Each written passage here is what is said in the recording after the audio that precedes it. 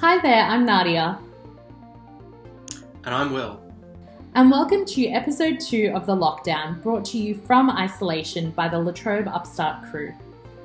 This week on the show, what effect has coronavirus had on the rental and housing market? How is the local music scene adapting to isolation? We delve into the world of esports. Some more recommendations from our streaming and gaming team. And Gladys takes advantage of the empty streets as she continues her journey of self-discovery. But first, here's Megan with the news headlines. Thanks, Will and Nadia. Premier Daniel Andrews has confirmed that we can expect to see social distancing guidelines for longer to come, and they won't be relaxed anytime soon as Victorians continue to break the rules. It comes as an 8-year-old's party in Melbourne was shut down by police for breaching the social distancing laws. Google and Facebook may be forced to pay for news content in a bid to help save the struggling Australian media industry. The decision has been fast-tracked as a downfall in advertising revenues has been observed during this pandemic, forcing many newsrooms to close or scale back their work. The Ruby Princess is scheduled to sail away from Australian borders to Manila in 3 days' time. The ship has a total of 171 infected crew on board, making it a difficult situation for New South Wales authorities. The ship has been restocked, refuelled and is ready to leave when given the go-ahead. And South Australia have shared some positive news announcing they may be free of the virus in the next month. The claims come after the state recorded no new cases in the last 2 days. That's all for today's news updates. Back to you, Will and Nadia. Thanks for that, Megan. Don't forget you can follow along from home on Instagram at upstart_LTU. Moving house can be a stressful ordeal at the best of times, but the current social isolation restrictions have made life even harder, with property inspections now having to be conducted online. This week, Ramil investigated what this means for renters and how real estate agents are adapting to the crisis. Due to the outbreak of COVID-19, many face difficulties in finding a suitable place to rent. Since the rental process has changed dramatically, Michelle Clark has been struggling to find a place to rent and explains her frustrations on how the real estate agencies are approaching the matter. Previous rental property that I was at, we gave our 1 month's notice at the start of March, so it was sort of before this was going to be a huge thing in Australia. We finished up that rental just on the 30th of March, I think, and even at that point there was an inspection that they had where we were still in the property, and they brought everyone through as they do, and I'm like, I'm not particularly comfortable with having all these people in this house that technically we're still living in. Sort of since that point I've noticed that there's been big changes in what real estate is doing for open for inspection. And so then when we did vacate, I didn't have a property, and then I had 2 options. So I could either move in with my boyfriend's family or move back home, which is 2 hours away just outside of Ballarat. The only issue with moving back home is that I work in the city, and at that point working from home wasn't really organised as yet, but it is now. But if we were to be working from home, the country internet wouldn't have been able to hold up and sustain the internet capability that I need to be able to work from home. Otherwise I would have had to go into the city from Ballarat every day. It's different for a lot of different real estates, but the main one seems to be register for a certain time on a certain day, or apply for the property and they'll give you a code to fill out the form, and then if you're the successful applicant, then you get to see the property, which is a bit different. It's a bit difficult because it's a lot more time, it's a lot more restricted with what.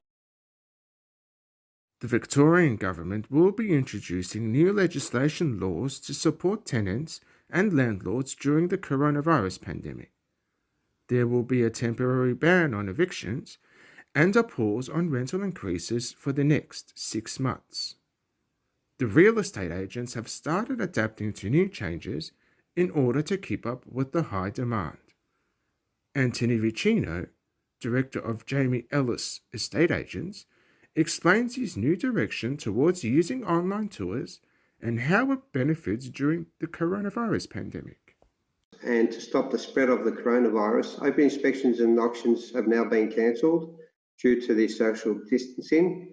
And a couple of ways that I do manage my open for inspections, private inspections I should say, is I show all prospective tenants privately through the property, or there's another great way, which is a virtual tour. That's through digital video online, pretty much, and they can view the property very, very quickly. Although many have started to worry on what the future may hold, Victorian Premier Daniel Andrews recently announced a $500 million package aimed at giving certainty to residential, commercial tenants and landlords, but does also include a temporary ban on evictions and a pause on rental increases for the next 6 months. Anthony and his team have been able to do private inspections with video and virtual tours throughout these difficult times. Inspection can be used for both sales and rentals. How it works is, instead of prospective tenants attending a private or open inspection, the tenant would view the property via video digital setting form. This is by setting all the photos and images together and creating a virtual tour. If you are unable to gain access to the property due to the social distancing rule, virtual tours allows prospective tenants to view the entire property online within minutes and help you decide quickly whether to apply or not to apply for that property. And it's certainly a great tool to have, and you don't need to leave your home to view the property. While virtual tours offer some benefits, Anthony acknowledges that they can't always give a true indication of a property's condition. Should a prospective tenant come across a defect while viewing the virtual tour, it can detract the tenant from applying for that property, depending on the state and defect. If the defect is minor, we normally respond by saying it will be repaired or fixed prior to a lease agreement starting or a new tenant occupying the property. Normally, an unrenovated or unkept property are not really recommended for virtual tours. Adapting to his new style of tours and inspections have been quite easy for Anthony. His connections with his prospective tenants are still consistent. At times, the task online can be time-consuming. However, he has found that the virtual tours is a great tool to have. Adaption's been rather easy. It can also be time-consuming. I found once a prospective tenant viewed the property via virtual tour, and if they're further interested, before deciding actually to apply or sign a lease agreement, tenants would always request an appointment to inspect the property in real time. Tenants are able to inspect the properties entirely online. It is significantly a fast process through the digital form. This quick process helps the tenant to decide on the property whether to claim or not. Ramil Zimmerman reporting. Back to Will and Nadia. Thank you, Ramil, for that report. It's a really crazy time for renters right now. During isolation, I think a lot of us are finding that personal space is really becoming an issue, especially for the length of time that we're expecting to be isolating for. So it really helps to try and delve into hobbies or to stay entertained during this time to stay sane. I couldn't agree more. What have you been doing to stay sane, Nadia? I'm a really big music lover, and what's great about this time is that there's a lot of new music out there. You're finding that musicians have a bit more time to record and produce new music, and as a result, there's so much great content coming out at the moment. This week, we actually spoke to a couple of members of the music industry to gauge how this time in lockdown has affected them and how they plan on keeping the music industry alive and the music scene alive and supported during the pandemic. And here's Gladys with that story. Gigs, festivals and concerts across the country have been postponed, rescheduled or cancelled in an effort to stop the spread of coronavirus. According to I Lost My Gig Australia, as of the 7th of April, musicians, producers, booking agents, hospitality workers and more have lost a total of $330 million. We spoke to a Melbourne-based booking agent who has witnessed the industry's loss firsthand. look, given the nature of COVID-19 and how it spreads, live music concerts, festivals, large gatherings, were kind of the first to really be affected. Obviously, a large part of the industry, or the major part of the industry is live touring and live performance, which are all public gatherings, which are now illegal. Not only has that affected me as an agent, obviously it's affected artists, it's affected promoters, it's affected tour managers, publicists, road crews, venue owners and workers. So it's definitely across the board in the music industry, and it's negatively affected it for sure. Artists across Australia are all feeling the effects of the current circumstances. Persecution Blues is a local rock band from Melbourne's north. The restrictions on public gatherings put a stop to all their upcoming gigs and rehearsals for the foreseeable future. It's just like, for fun, we just play in the band, and we had a lot of stuff lined up that isn't really going ahead anymore. But luckily we recorded last year, at the end of last year, and we just got them onto Spotify and stuff, so people can listen.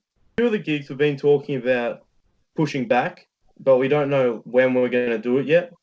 But I think some of them might just be lost completely.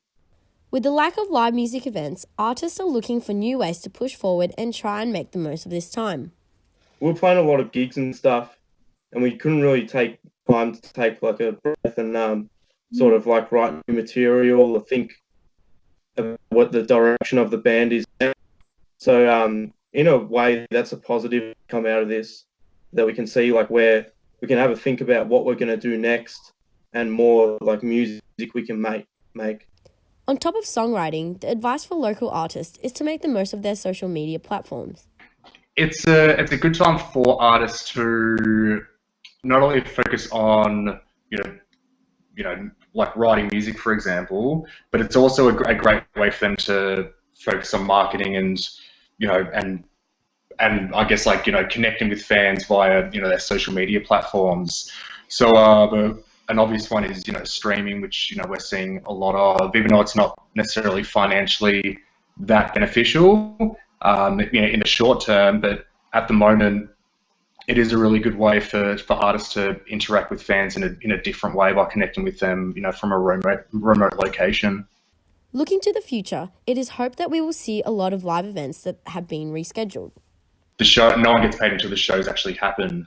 So I guess what we're focusing on doing is, trying to reschedule, and also just like, being creative and trying to brainstorm and, think of ways to, work with promoters and, work as a community to basically, throw something big once, everything kind of dies down, I guess. Persecution Blues band member Elmo Trapani has his sights set on the end of the year. We're just planning on playing a lot of gigs when we get back. Like if it comes before the end of the year, hopefully it does. In the meantime, the industry is looking for all the support they can get. The one thing that I guess people are really, really focusing on in terms of, supporting artists and what should be the best way to do so is by signing up to a Spotify account, purchasing songs on, Bandcamp and iTunes and different online platforms, and also buying merchandise, because that's, I guess, where the money, is coming from now that the live, the live element of, performance is kind of cut out. That's really the only way of artists making money at this point in time. It all helps. Like anyone, just buy a favorite record or T-shirt or whatever, and just support the scene. If you love music, just try and support as much of the scene as you can, because we need to keep it alive. It's a really good outlet for everyone and a lot of people's source of income. So if we could keep it alive, that'd be a great thing, I reckon. Isolation is the perfect time to check out new music and support the Australian music industry. Now back to the studio with Will and Nadia. Thank you, Gladys, for that report. And if you're missing live music at the moment, spare a thought for the die-hard sports fans whose lives must be feeling pretty empty right now. With no live sport on the horizon for the foreseeable future, the world of esports has stepped up to fill the void. Here's Hillman to report on all the virtual action. As the world of sport is on hold due to the COVID-19 pandemic, various leagues across the globe have shifted to the virtual world of video games. Current and past players, esports competitors, and celebrities are competing with each other in the comfort of their own home. From the NFL to the NBA and the Bundesliga. Ball roll, he's going for a goal himself, he got it! He knows we're playing FIFA bingo, Alex. He's got a goal with his own player in the game. But the most successful sports that have shifted to video games are the ones that use the same skills as its real-life counterparts, like motorsports. Drivers have been setting up their own simulators to race like they normally would. This has been seen with Formula One's virtual Grand Prix series, with drivers like Ferrari driver Charles Leclerc, cricketer Ben Stokes, and even former One Direction member Liam Payne. Other motorsports are also running their own races, like IndyCar, NASCAR, and Australia's own supercars. And this is all broadcast on TV, with commentary and production like a normal race.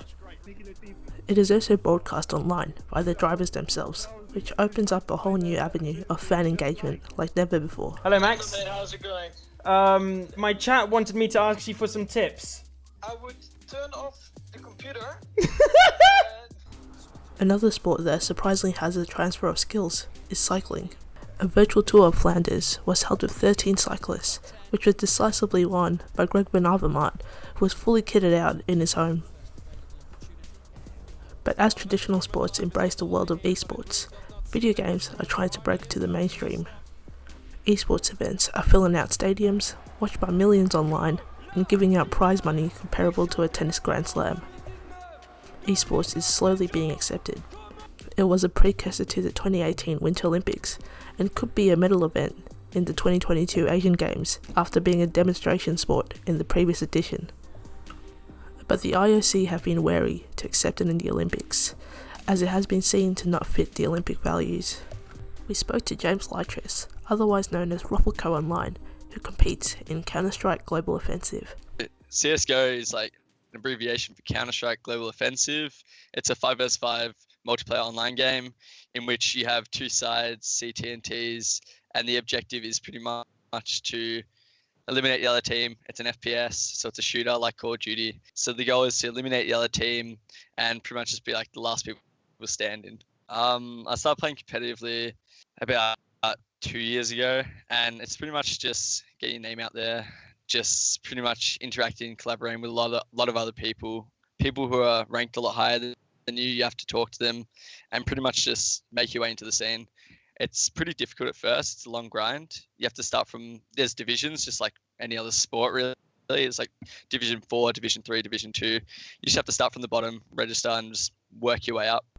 James trains by himself and with his team throughout the week. When you're in a team, you'll play Sunday to Thursday. Usual hours are like either 6 o'clock till 10 or 7 to 11. So it's like 4 hours a day. That's just like team play. It's not even individual. So individual, you'll be on like 2-3 hours in the day as well. So it's like, if you actually want to be competitive and like in the top tier divisions, it's like 6-7 hours a day. It is, yeah, it's a very big commitment. James also broadcasts on live streaming platform Twitch. I stream just because it's fun, and especially in like times like this, there's nothing else really to do. So it's good to be interactive with people, gives people some entertainment, so that's good. And it's just overall enjoyable, just interacting with people online, messing around, like, yeah, it's pretty relaxing. Sometimes he receives criticism online, but is supported by his friends and family. Anyone in the world can click on you, anyone in the world can see your matches. So of course there's going to be some angry people online. Mostly it's bettors who bet on your games and they'll lose money. They'll lose like $5,000 and they won't be happy. So they'll just comment in the messages below, all in like lightheartedness. Like you don't really take it to heart. If you take everything you read to heart or like take every criticism to heart, then you're not going to get anywhere with anything. I think I'm lucky, being mostly supportive of when I play and when I'm yelling and stuff, being crazy on the computer. I'm very lucky. I've been supported the whole time. I understand that people would definitely. I've known people that have had criticism from their families and friends. And it's just pretty much the environment that you're in. Like, it's sort of the culture that you're in as well. Some families, it's more normal to them. Some families, it's not. So, not me, but I know of people who have. James has seen esports grow to potentially becoming a mainstream sport. When I started, it was pretty small, and tournaments and events were really small and low key. Whereas like now it's really globalized. Everyone in the world in different countries plays games, and tournaments have only gotten bigger, and they only will get bigger. Pretty much, it's accessible to everyone, so that's the biggest thing. Anyone can do it at home. So tournaments like Dota International have gone from like $50,000 prize pool, whatever, to like 20 million. Definitely will be a mainstream sport in the future because, like I said, it's only getting bigger and it only will get bigger. The kids today, pretty much generations, it's so cyber rich. Everyone's on computers, everyone's on phones. Maybe eventually it will be in the Olympics. I don't know. Who knows? But definitely going to be a mainstream sport. But he is hesitant to call himself an athlete. You don't really relate the word athlete to playing games, but I think definitely the work you put in is equivalent to other sports, if not more, because it might not be as physical, but it's very mentally draining, and it's just constant pressure. You're playing like 6-7 hours, usually without breaks, so it's very mentally straining. Pretty much the qualities and the work ethic is very similar to other sports. It's definitely got the same values and commitments that an athlete has. If someone wants to call an athlete, then fine, but if not, I'm not going to get offended. I don't really mind. Yeah. So if you're missing live sport, hop on Twitch or YouTube and follow your favourite sport virtually, or discover the vast world of esports. Thank you, Hillman, for that report. We really saw esports kick off over the past few years, so it's nice to see that this time has provided a bigger platform for esports. This week on The Lockdown, we have Gladys joining us to talk about finding her niche. Gladys, what have you been up to this week? Hey, so this week I went skating. It's my very first time skating, and I got to conquer some small and big hills and obviously do a couple of tricks. And yeah, it was great fun. Great, let's take a look. Just a disclaimer, guys, on a serious note, everybody involved in this film are my housemates. We've been isolating together for the past 2 weeks. We are doing this in complete safe practice that doesn't harm anybody else, in close proximity to our own house and in a quiet neighbourhood. I hope everybody's staying safe during this strange time, but also having fun. Hey guys, welcome back to Gladys Finds Her Niche. Here's what I'm doing today.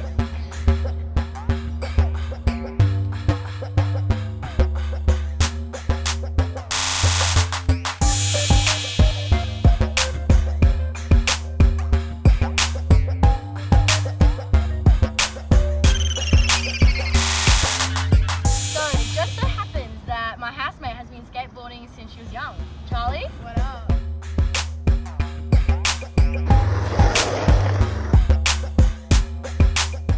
Today we're learning to master 5 basic steps of skateboarding. Number 1, assistance. Number 2, basic techniques. Number 3, small tricks. Number 4, small hill. And number 5, big hill.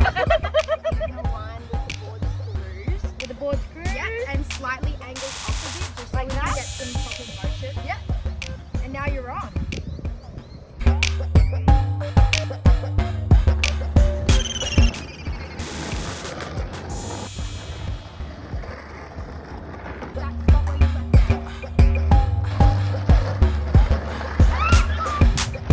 Oh, this is easier than I thought.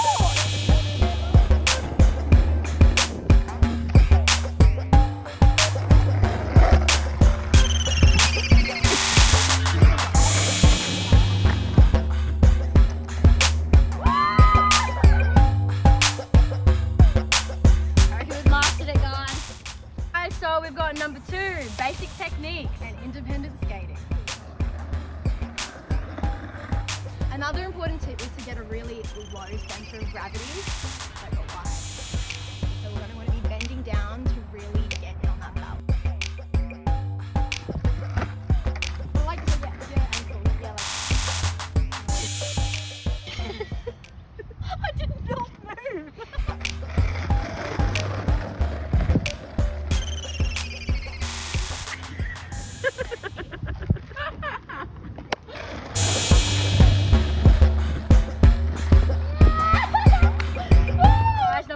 honestly don't know if we can actually do tricks because I've just learned how to balance. Drop the board, yep, and jump on it. Yeah. So that was a bit delayed.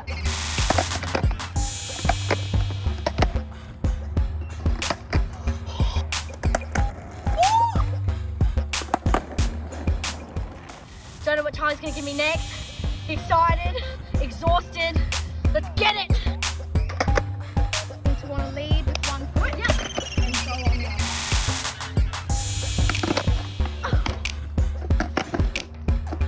Oh, how am I doing, Charlie? Great.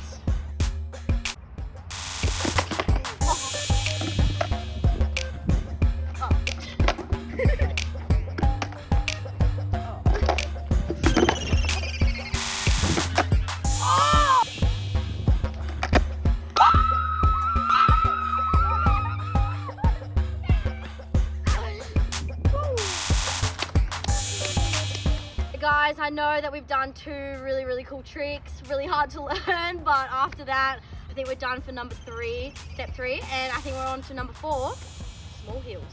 This is it. First, let's get padded up, guys. So for protection, snow gloves. Great, thick snow gloves. Number 2, knee pads. Don't want to get them grazed, do we? Last but not least, headgear. Alright guys, ready to go?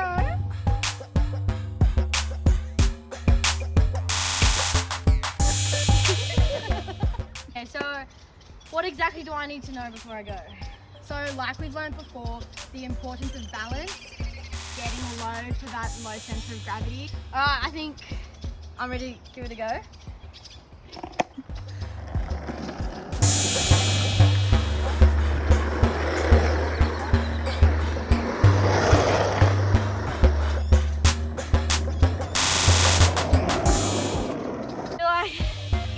Once you get the hang of it, it's actually addicting.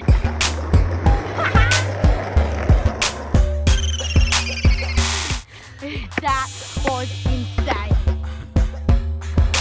On our way to the big hill now. I've heard some crazy stuff about this one.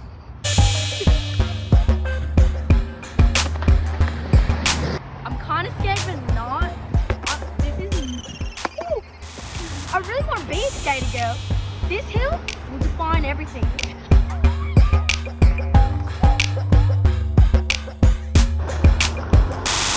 Oh my God! Oh, all the way? Yeah.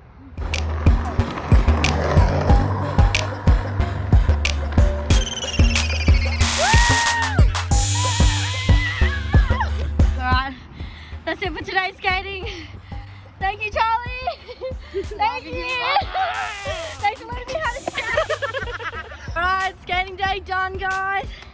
Gladys yet found another niche, farm day. Now skating, what's next week? Who knows? Tune in next week for more.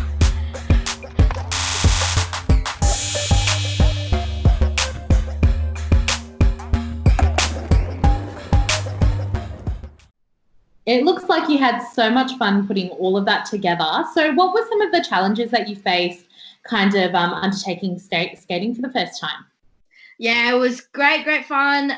So for the skating, obviously my housemate was an intermediate skater. She knew the basics, and it was really great to have her around because she showed me, you know, the techniques and how to actually use a skateboard properly. The challenges that I faced were basically just getting started was the hardest bit. You can see I was a bit incompetent at the start, and then as the video went on, I kind of got the hang of it and obviously challenged myself more and more as it went on. But it was great fun more than anything, really. Yeah, you seem to pick it up really quickly. I was quite impressed, actually. Would you have any tips for any other first-time skaters? Just get padded up, really. Just wear a helmet and some knee pads. But no, it's just good fun. Kind of just let your body loose. Start small and then go from there. Beautiful. So thank you so much for joining us, Gladys, and we can't wait to see what you dive into next week. Thank you so much for having me. I'm excited for next week. Thank you. Next up, over to the streaming team with a few more recommendations for lockdown. Hey, it's Aisling. Hi, Melanie. And this is our weekly segment called What's Streaming, where we discuss and review all the underrated TV shows that are streaming at the moment. This week we're discussing The Casketeers, which is a Netflix series. So it's a New Zealand reality TV show, and it follows this couple, the Tippeneys, who run a funeral parlour in Auckland. The show gives an interesting insight into how to deal with the balance of delivering good humour, but while taking care and respect of the Polynesian families while they deal with loss. The funeral business is generally always busy. Why? Because people die. Working with my wife. Can I say that I do everything? You know, let's not confuse how much I love her to how much I sort of don't like working with her. They're putting life. We have a lot of fun. Into death. I'm proud to be a funeral director. What did you think of it? I really found it interesting. It's not something you see every day. You know, it's an interesting insight into funeral homes and how they work. Yeah. But I did get really, really bored quite quickly. I'm going to have to agree on that one. It was cool to see the ins and outs of running a funeral parlour. Like, when do you ever see that? But yeah, I got bored quickly as well, and it was just hard to keep watching. The one positive that I will point out is the characters. They were just like really interesting, and they had like amazing personalities.